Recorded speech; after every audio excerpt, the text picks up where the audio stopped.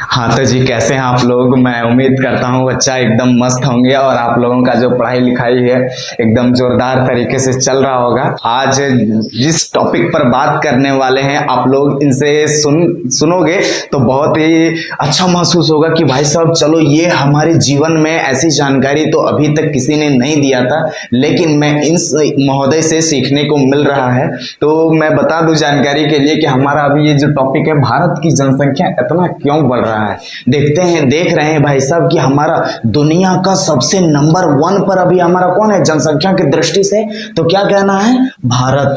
भाई साहब भारत जो है पूरा एकदम पहला नंबर पर आ गया है जनसंख्या के दृष्टिकोण से। मतलब अगर क्वेश्चन ये भी पूछ देगा कि भारत जो है विकसित देश है या फिर विकासशील देश है, तो क्या कहना है, देखो यहाँ विकसित देश है या विकासशील देश है। विकासशील देश है तो क्या कहना है हमारा अभी भाई जापान, क्या कहते हैं, अमेरिका, चीन, रूस, ये सब हम यहाँ हमारा अभी विकसित है। हमारा देश अभी विकासशील है, अभी विकसित हमारा नहीं है। समझ में आ रहा है ना। जैसे जापान में हम देखेंगे भाई साहब तो वहां पर जो है क्या ज्यादा जनसंख्या है, क्या कुकुर बिलाई जैसा लोग पैदा किया है बच्चा को, नहीं, बहुत कम लोगों को वहां बच्चों को प्राथमिकता दिया जाता है, एक बहुत ज्यादा हो जाता है। वहां पर आप देखेंगे रेस्टोरेंट में, जापान हो गया या कोई बड़े बड़े हॉस्टल, ये क्या कहते हैं, रेस्टोरेंट में, होटल में, ढाबे में, तो वहां पर भाई साहब रोबोट सिस्टम काम करता है, रोबोटिक सिस्टम काम करता है। वहां पर रोबोट आएगा आपको खाना पहुंचाने के लिए, मेनू बार लेकर के कि आपको क्या खाना है क्या नहीं खाना है। बात समझ में आ रहा है ना। लेकिन हमारा भारत अभी जो है विकसित का मतलब क्या होता है, विकसित का मतलब होता है पूरा विकास कर जाना। मतलब हमारा जापान विकास कर गया है, अमेरिका विकास कर गया है, किया है कि नहीं, रूस विकास कर गया है जी, ये चीन विकास कर गया है। लेकिन हमारा ये भारत जो है न विकास हुआ है और ना ही मतलब लो में है, मतलब बीच बीच में है, यानी विकासशील में है हमारा भारत। अभी ये विकसित नहीं है, हमारा भारत क्या है, विकासशील की स्थिति में है। लेकिन भारत ने, ये मोदी सरकार ने कुछ महीनों पहले ऐलान किया है कि 2047 तक आते आते हमारा भारत देश विकासशील से विकसित भारत की ओर अग्रसर होगा। ठीक है ना। तो पहला पॉइंट हमारा ये है भाई साहब कि पहले भारत की स्थिति कैसी थी। बात समझ में आ रहा है ना। हमारा ये टॉपिक, ये टोटल जो पॉइंट्स है 9 है। अगर ये 9 पॉइंट्स आप समझ गए तो समझ जाना एकदम वाह वाह, पूरा मजा आ जाएगा आपको। ठीक ना। पहले भारत की स्थिति कैसी थी, मैं एक बार देख लूं। कैमरा भाई रुक तो नहीं गया ना, चलो भाई नहीं रुका है, बहुत बढ़िया। कंटिन्यू करते हैं महोदय।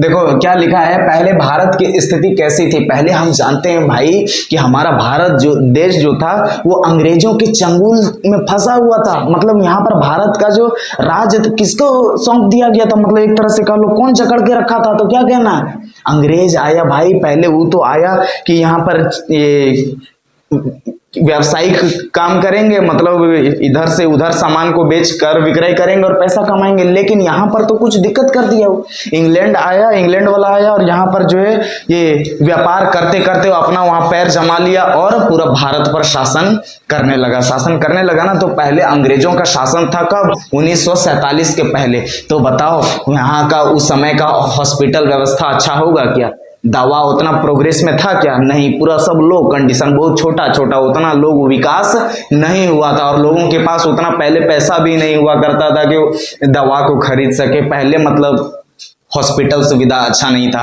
दवाओं की क्वालिटी अच्छी नहीं थी, और जो बच्चों को टीकाकरण लगता था वो टीकाकरण भी बिल्कुल एकदम ना के बराबर था। तो बताओ पहले का स्थिति भारत का तो आप देख ही पा रहे होंगे।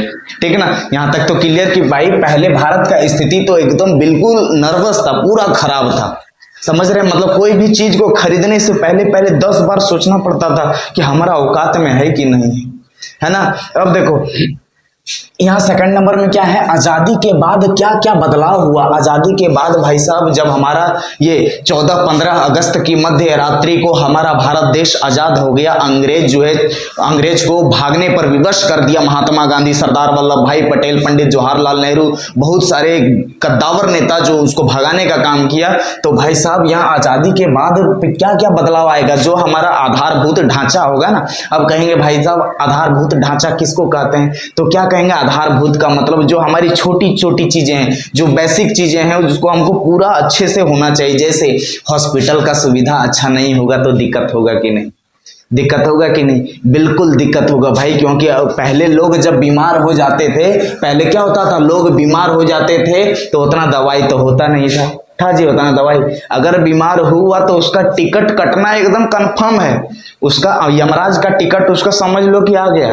पहले छोटा छोटा प्लेग, मलेरिया, ये सब जो छोटा छोटा बीमारी है उस सब से भी लोगों की मृत्यु हो जाती थी। क्यों? क्योंकि सही समय पर अच्छी औषधि, अच्छी क्वालिटी, अच्छी गुणवत्ता वाली औषधि उसे प्राप्त नहीं हो पाती थी। समझ में आ रहा है? अरे भाई एक वीडियो में लाइक सब्सक्राइब करते जाना, मैं आगे कुछ बोलूंगा नहीं, आप लोग खुद समझदार हो। अब देखो, आजादी के बाद बदलाव यही न होगा कि पहले अस्पताल को बढ़िया बढ़िया किया जाए, डॉक्टरों की संख्या बहुत अच्छा हो, डॉक्टर बढ़िया क्वालिटी का हो, दवाओं की क्वालिटी, और ये क्या कहते हैं हम लोग जो सुई लगाते हैं ना, सुई का जो हम लोग डब्बा रखते हैं वो बढ़िया क्वालिटी का दवा होना चाहिए, और साफ सुथरा पर विशेष ध्यान दिया गया।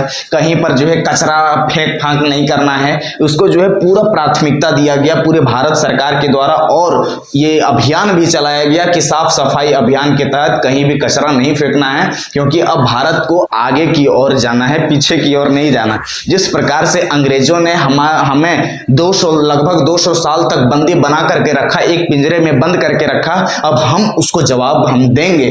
समझ में आ रहा है ना? तो हमको एकदम सतर्क हो जाना है। अब देखो यहाँ पर जन्म दर ज्यादा क्यों था?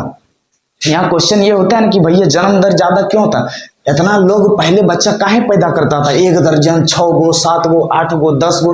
तो सबसे पहले लोगों का यह मानना था कि जन्म दर ऐसा, क्योंकि लोगों की संख्या अपने परिवार में, अपने सदस्य में जितना होगा उतना खुशहाली का माहौल होगा, उतना खुशहाल होगा जीवन हमारा। समझ आ रहा? क्योंकि देखना 1-2 बच्चा किसी घर में रहेगा ना, दूर से पता नहीं चलता है कि घर है ना, क्या है, लग रहा है कोई कुत्ता भूक रहा है, भूत ऊत लग रहा है, डाइन हवेली बना दी है, लेकिन 1-2 बच्चा है तो मजा नहीं आता है। अगर वही 8-9 गो बच्चा रहेगा तो खुशहाल जीवन होगा कि नहीं? सब बच्चा लोग देखेंगे कि खेल रहा है, ऐसे ऐसे नाच रहा है, कोई डांस कर रहा है, कोई ऐसे कर रहा है, वैसे कर रहा है, पूरा मजा आएगा, आनंदमय जीवन होगा हमारा, होगा कि नहीं होगा? पहले लोगों का सबसे पहला सोच यही था। तब जाकर के जो हुआ, एक बेटों की चाह, जन्म दर का मतलब एक बेटों की चाह भी होने लगा कि भाई साहब, जैसे मान लो कि हम 2021 में शादी किए हैं, हो, अरे भाई हम शादी नहीं किए, हम शादी कभी जिंदगी में नहीं करेंगे, ठीक ना? बस उदाहरण दे रहे हैं। जैसे मान लो हम 2021 में शादी किए हैं, और 2021 में शादी किए तो 2022 में एगो लड़की हो गया, तो ले भैया, अब 2022 में एक लड़की हुआ, फिर 2023 में भी एक लड़की हो गया, तो दिक्कत होगा कि नहीं होगा? बोलेंगे ससुरा एगो लड़की एगो लड़का होना चाहिए तब ना बढ़िया रहेगा जी। अब जो है 2022 में लड़की हो गया, फिर 2023 में लड़की, 2024 में लड़की, तब तक क्या होगा? उसको हम कंटिन्यू जारी रखें। निषेचन की प्रक्रिया हमारा क्या है, अभी जारी है, अभी हम छोड़ेंगे नहीं, जब तक बेटा नहीं निकलेगा तब तक जारी रहेगा। समझ आ रहा है ना?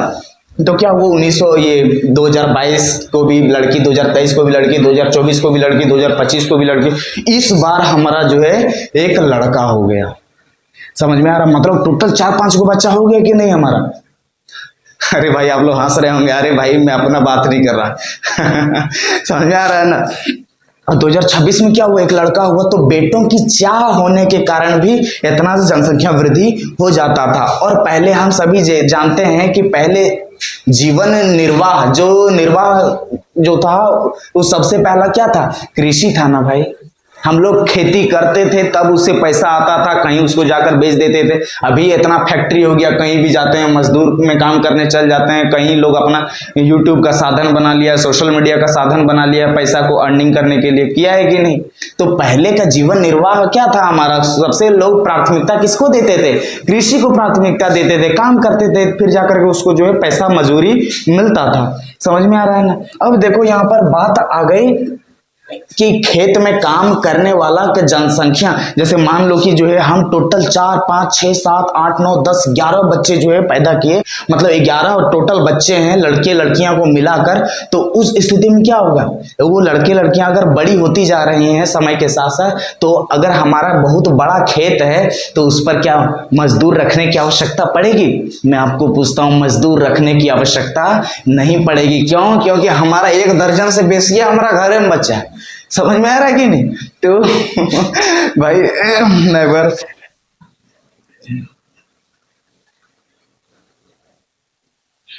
देखो क्लियर हो गया यहाँ तक क्लियर हुआ ना। अब देखो जन्म दर ज्यादा क्यों था, यहाँ तक तो समझ में आ गया कि भाई साहब बेटों की चाह थी, अगर बेटा नहीं हुआ तब तक उसको एकदम देते रहो, निषेचन की प्रक्रिया एकदम जारी रखो।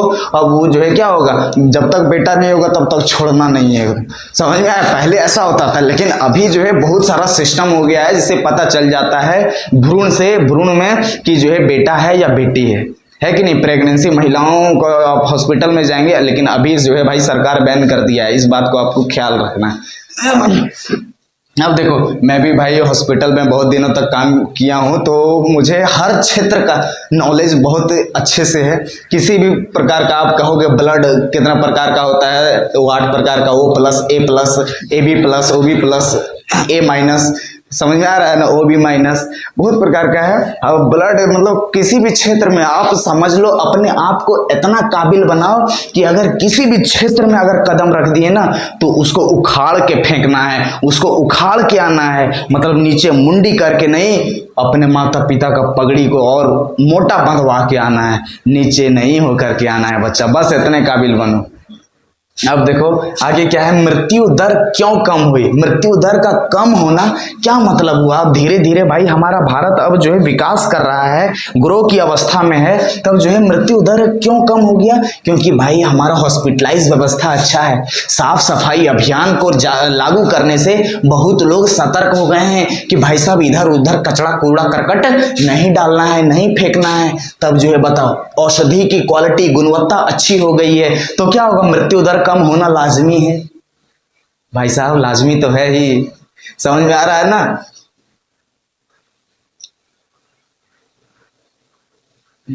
अब देखो मैं आगे बात करता हूं, यहां तक क्लियर हुआ। अब देखो हरित क्रांति, ये हरित क्रांति जो है डॉक्टर एस स्वामीनाथन के द्वारा भारत में चलाया गया था, हरित क्रांति जिसको कहते हैं। वो हरित क्रांति जो है भाई, इसमें हरित क्रांति पूछ देगा क्या है तो क्या कहना है, हरित क्रांति है एक ऐसा क्रांति है जिसमें कोई भी खेत में बोया गया बीज को और बेहतर से बेहतर फसल कैसे उगाया जा सके, बढ़िया से बढ़िया उच्च गुणवत्ता वाला बीज को कैसे और बढ़िया से बढ़िया बढ़ाया जा सके, उसको ही क्या कहते हैं, हरित क्रांति कहते हैं। मतलब फसल कितना से कितना बढ़िया हो उसे ही हरित क्रांति कहते हैं। अब देखो हरित क्रांति भी आ गया तो लोग अच्छी किस्म का बीज लगाने लगा, उसको जो है क्या क्राइटेरिया होगा, नई नई तकनीक आ गया, मशीनें आ गई, तो उस हिसाब से जो है उसको खेती करना शुरू हो गया। और खेती करते करते जो है क्या हो गया, खेती करते करते आदमी पेट भरना शुरू हो गया, और पेट जैसे भरना शुरू हो गया तो क्या हो गया,